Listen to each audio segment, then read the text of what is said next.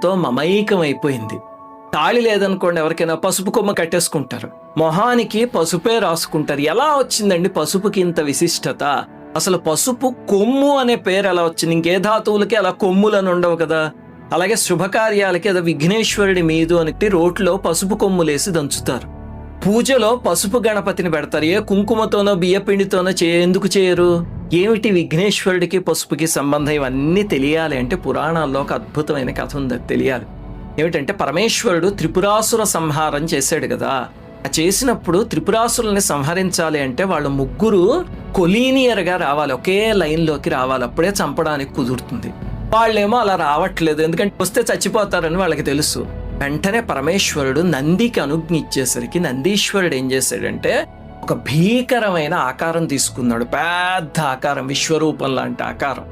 అప్పుడు నందికి 3 శృంగాలంటే 3 కొమ్ములు ఉండేవి.